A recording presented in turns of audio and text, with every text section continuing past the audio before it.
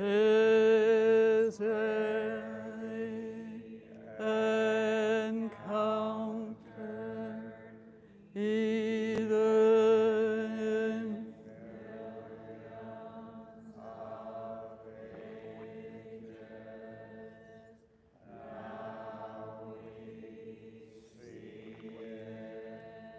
hear it, receive and maintain it.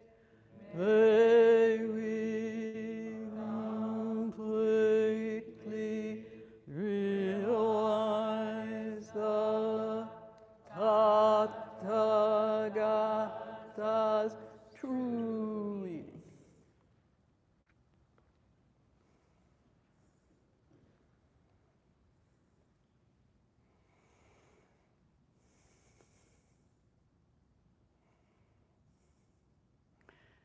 Being time.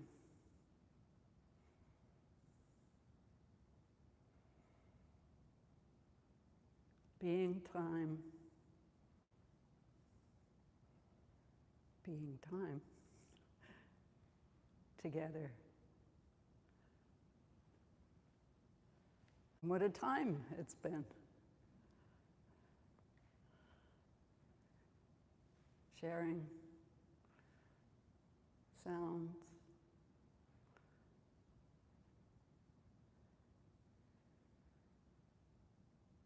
Sharing space. Sharing silence.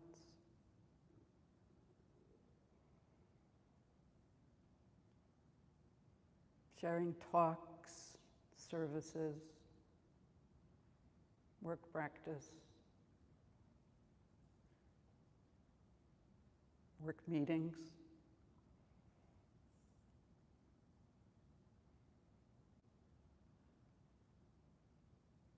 Sharing food, sharing the wood and the stone of this immense place.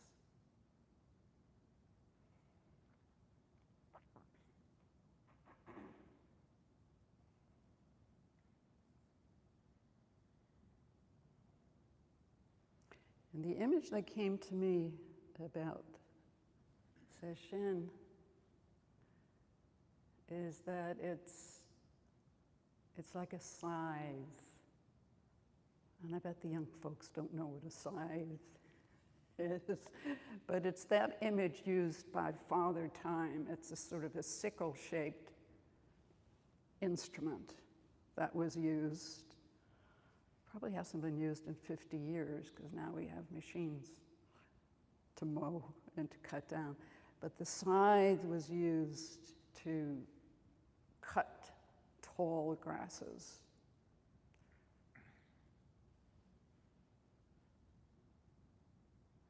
So it's used, Father Time uses a scythe, and it's also used as an image to portray death.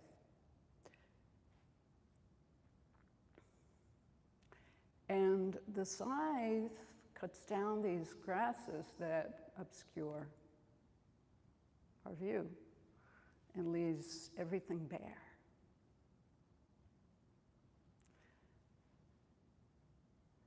Lays bare the beauty that's hidden in plain sight.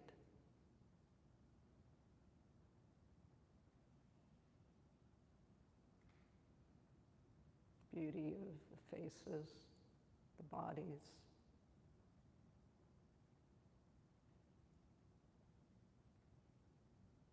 The trees,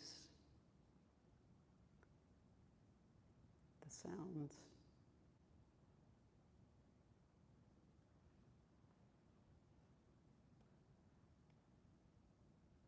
The beauty of this being of ours that is, as we chanted this morning, so evanescent. So it not only lays bare the beauty, but also the pains Miyoko spoke to. Pain that maybe we didn't want to know existed, that we were carrying.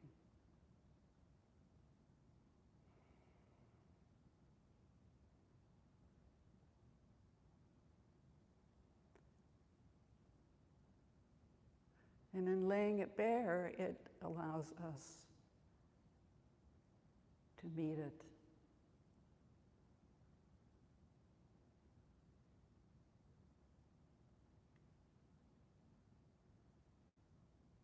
And in meeting it, we find compassion. Compassion for ourselves and others. And that's where we find the wholeness that we come seeking, or that we seek in all the places that we do, for someone else to give it to us, to assuage our sense of lack, our sense of painful sense of separation. So the pain actually becomes the gateway, the portal.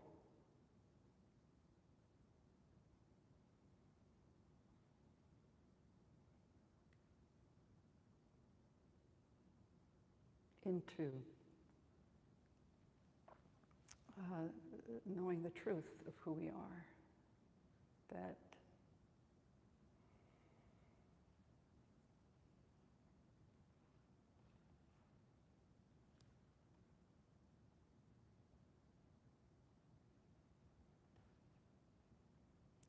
though it too seems like it's there forever and stuck, as Miyoko said,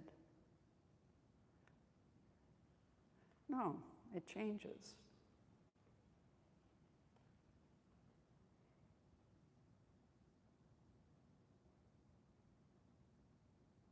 That's the beauty of doing Sesshin for decades. You can see just how it becomes a little bit more refined, a little more porous.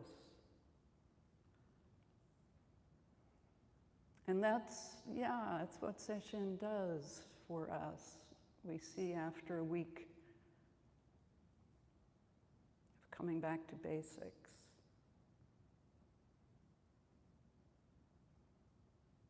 the basics of sitting, watching our thoughts,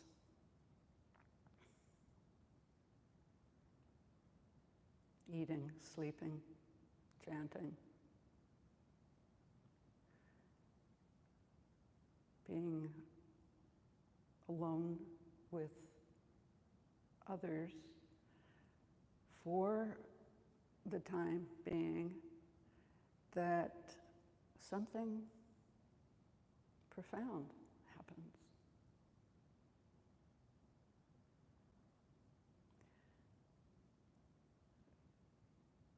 The armor we carry to protect softens.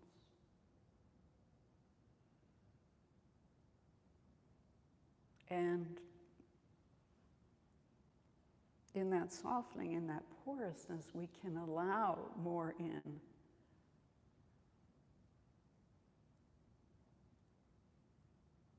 Of ourselves and of the world.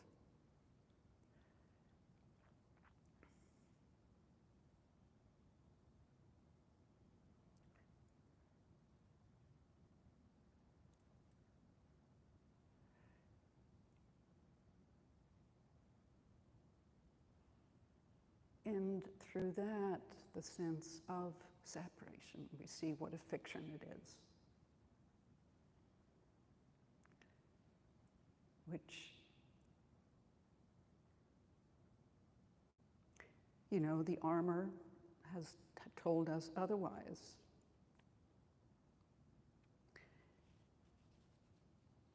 And in the also dropping of the armor, we can allow ourselves to experience, to be present for our own experience, what's here, now and now.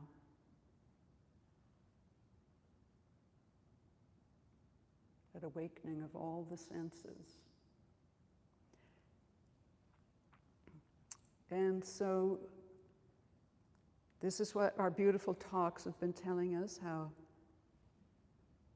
Dogen sees as actualizing being time, how we world the world in each moment by being there.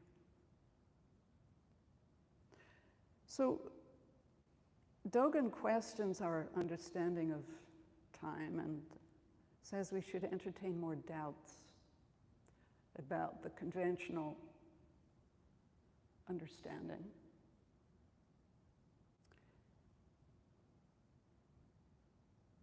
That until we investigate, we won't understand our true nature.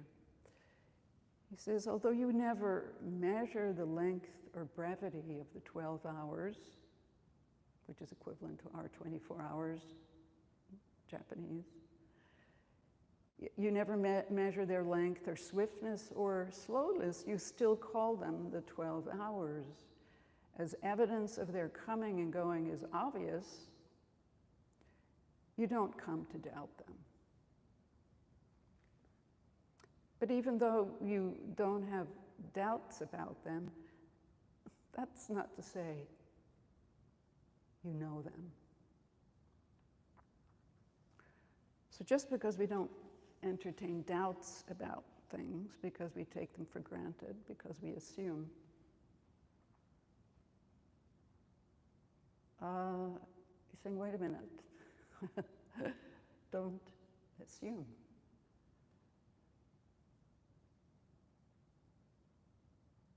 Now the word doubt, which our Shuso spoke so eloquently to this morning, it's part of the faith, doubt, great faith, doubt, and determination. These are the Zen virtues for practice. So this word doubt, it has such a negative valence. We all run from the plague of self-doubt. Oh, did I do this right? Should I have said that? That sort of stuff that can just wear us down. So there's something destabilizing about doubt.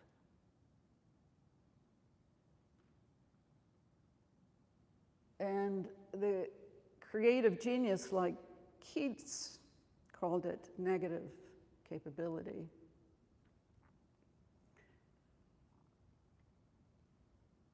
And he sees it or saw it as the requirement for all creativity.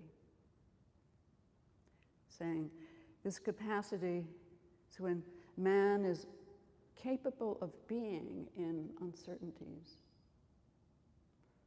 mysteries, doubts, without any irritable reaching after fact and reason.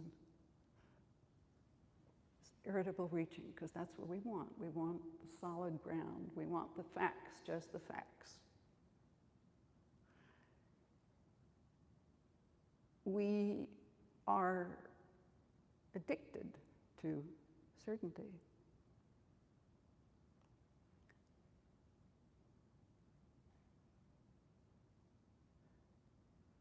Because otherwise we feel we're in a ball of insecurity and anxiety, and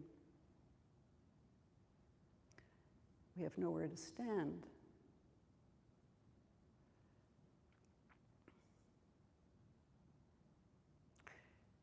And it's interesting, how filled our lives are with snap judgments, rapid-fire conclusions about ourselves, other people, events. And we can be very righteous about the positions we embrace and feel that my perspective is unassailable. And I see that in myself, even though I have over and over again the experience of being wrong, very wrong, a lot. Thinking of, I was driving from Lubeck to Bangor Airport, going south, and it was only until I saw the sign that said, "Welcome to Canada," that I realized I was driving in the wrong direction for hours without a clue. And, you know, even yesterday, I came out of a bathroom stall and to find the distinctly male, though slim, contours of Bokashu next to me, washing his hands at the sink. So I thought, so Garrison has unisex bathrooms. Wasn't sure that I was thrilled. And so took a good look at the door when I went outside and saw it said clearly, men's room. So the evidence is plentiful that I get it wrong a lot of the time, and that does not stop me from being opinionated about this, that, and the other thing, and feeling I have it right.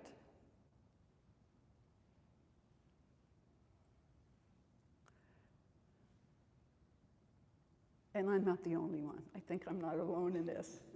I think the more uncertainty, Rio mentioned this too yesterday, there is in our world,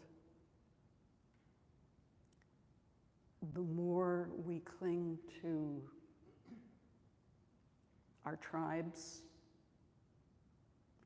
you know, be they ethnic, religious, national, to reinforce our perspective. You know, and we bury deep into our own silos and only listen to the social feeds that reinforce our perspective. So, how do we practice this doubt? How do we allow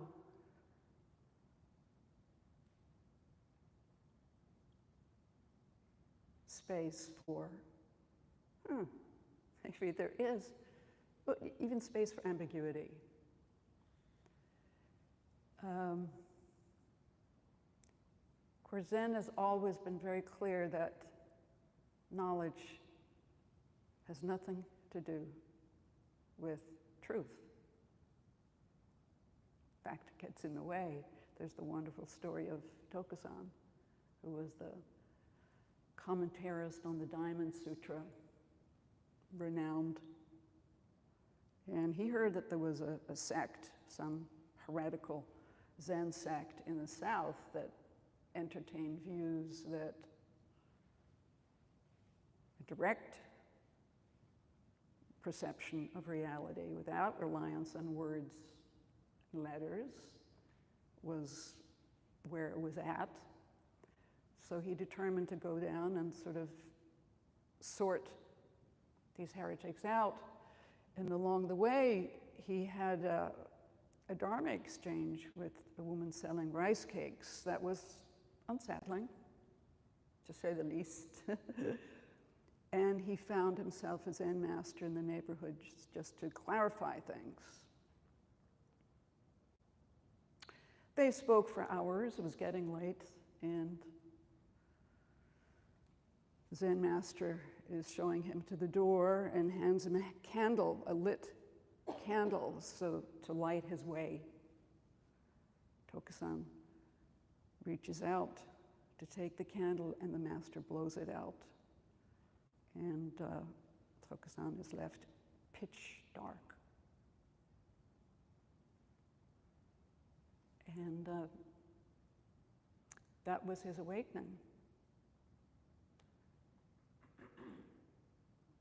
The Zen master took what he was holding on to, his very identity, took it away. And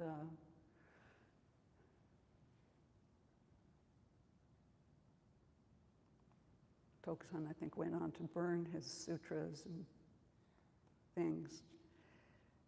But, so again, the question, how do we practice with this letting go? And especially when you don't have a Zen master at your side to enlighten you. Well, in the absence of a Zen master, there's always YouTube. And there's a creator there I follow, also very knowledgeable in his field. He's a composer with a PhD from the London School of Music. He's written operas and pieces that have been performed in Carnegie Hall. And he teaches composition, has a following among young composers. Smart guy, very creative. And in one of his posts, he asks whether it's worth listening to Ludovico Einaudi. Jifu smiles, so she gets the transmission. Jifu treated us to a concert of Einaudi's in the Arctic. Very beautiful. So Einaudi just happens to be the most popular contemporary composer, classically trained also, but has picked up some other elements he uses and sold out concerts, loved by especially young people. So my friend here, David Bruce, he's asking why this is. He personally finds Einaudi's music singularly uninteresting, and he's genuinely perplexed by it has millions of downloads. He doesn't quite so far go, he doesn't go as far as to say he hates Einaudi, but he does say that Einaudi's music triggers sensations in him that he says that makes him want to avoid listening. Now, to his credit, he wonders whether jealousy and snobbery might be an element here. And so he sets himself the challenge of listening to nothing but Einaudi for a week, and then sharing his observations, his notes. And this is what he does. He marks off the calendar each day. We see images of him in his studio, listening in his car, walking in the woods. And then he'll say, well, yeah, I grant, when he plays the solo piano, there's a warmth. But let me start. He starts off by laying down his preconditions for what kind of music he likes. He feels that music should command his attention, draw him in with, the qualities of the rhythm or the tone or the color it evokes, or the harmonies or the patterns. The story tells the emotions it evokes. And he says, you know, the thing with a nadi, there's none of this. He says, it's all of one tone. You know, a tone he concedes that evokes peace and calm, but in him it evokes an agoraphobia.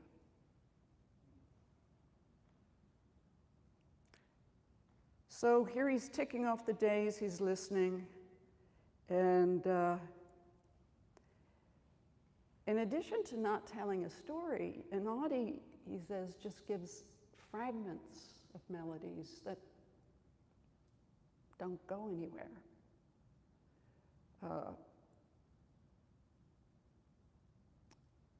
And he wonders about that. Why is this man not putting more of himself into his music? Why is he holding back? Why these silences?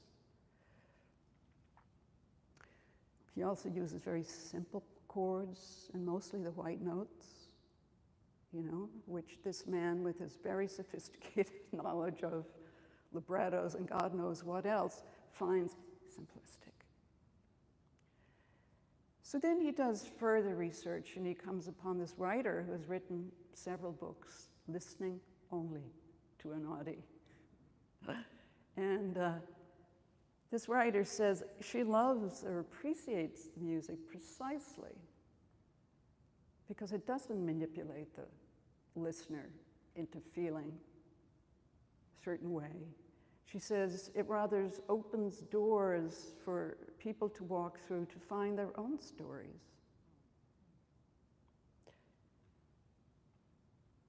So he's beginning to get a sense that there might be more ways of listening to music than he had thought.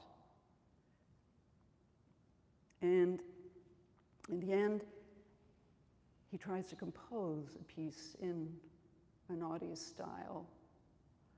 And, you know, he's there, you know, he shows us the score and plays it for us. And admits that actually he found it harder than he thought to get the pacing and to include particularly the elements of silence that he now realizes is intentional with Anadi. And he ends by saying, he's not entirely won over, but he ends by saying, you know, there might be something there for him to cultivate a little more of in his own music.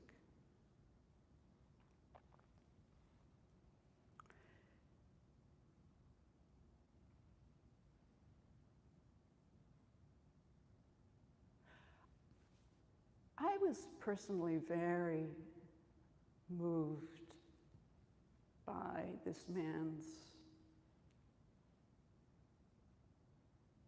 willingness to engage something that he actually found aversive, that everything in him wanted to dismiss and reject. And that whatever it was in him, spark of curiosity that was enough to combat in him the feelings of, you know, contempt.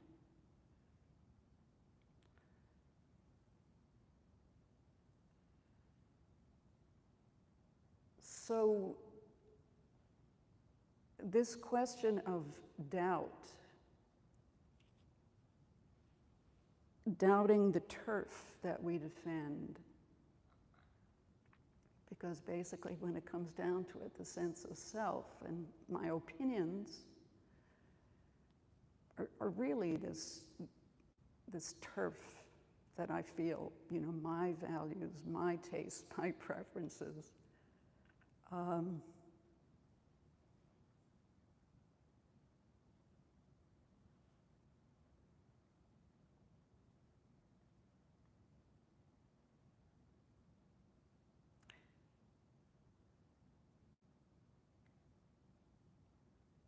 I would like to be able to do what he did, to be able to decenter for a moment and allow that someone else's viewpoint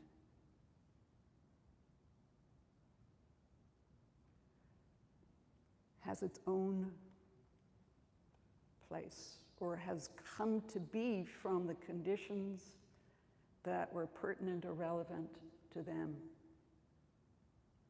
And to be a little more curious about what those conditions might be.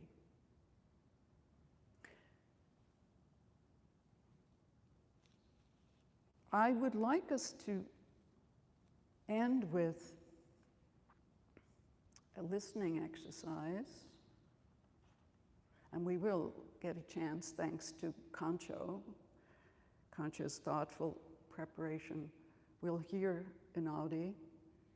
And Concho prepared it so that it would, because in this vast space, it's no easy task. So, bear with the limitations of the context.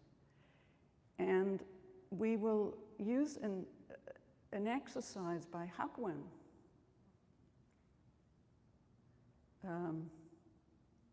8th century, 12th century, I forget. On doubt, on working with doubt. And he does.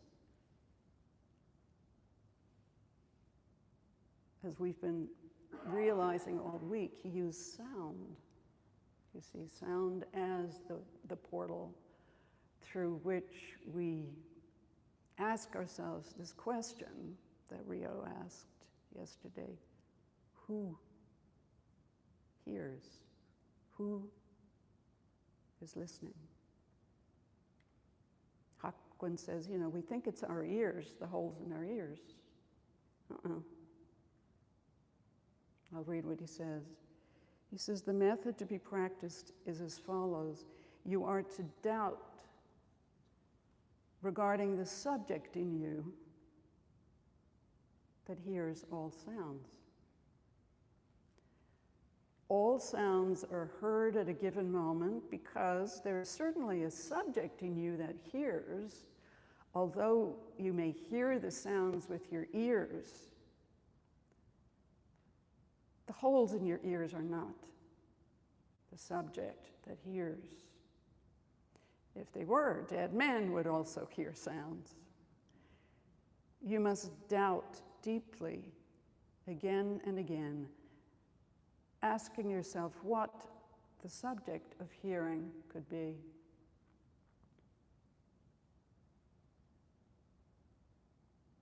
Meaning, who's hearing? What's hearing? Pay no attention to the various illusory thoughts that may occur to you. Only doubt more and more deeply, gathering together in yourself all the strength that's in you without aiming at anything or expecting anything in advance, without intending to be enlightened, and without intending not to intend to be enlightened. Become like a child within your own breast. But however you go on doubting, you will find it impossible to locate the subject that hears.